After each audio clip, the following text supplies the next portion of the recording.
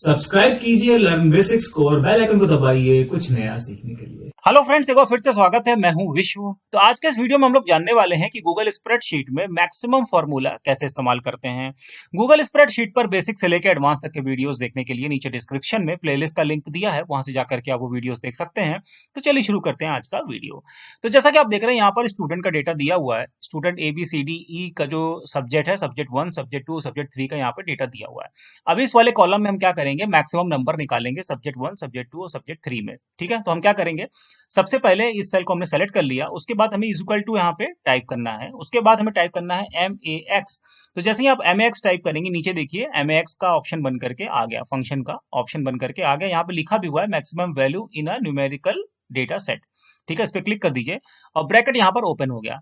अब उस सेल को हमें सेलेक्ट करना है जिसमें हम मैक्सिमम निकालना चाहते हैं। तो यानी कि सब्जेक्ट 1, सब्जेक्ट 2 और सब्जेक्ट 3 का ये तीनों सेल को हमने सेलेक्ट कर लिया, क्योंकि इन तीनों में हम मैक्सिमम निकालना चाहते हैं। यानी E5 से लेके G5 तक आप देख रहे हैं यहाँ पे सेलेक्ट हो गया।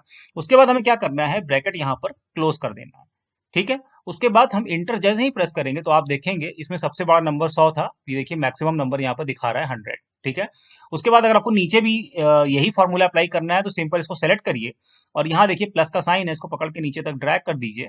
तो आप देखेंगे कि सब जितने भी मतलब ये स्टूडेंट्स हैं, सब में उनका जो भी मैक्सिमम नंबर है वो यहाँ पर शो कर रहा है। देखिए इस यहाँ तीनों में 77 सबसे बड़ा है वो दिखा रहा है, इन तीनों में 89 सबसे बड़ा है वो दिखा रहा है। इसी तरीके से बाकी भी यहाँ पर शो कर रहा है। ठीक है,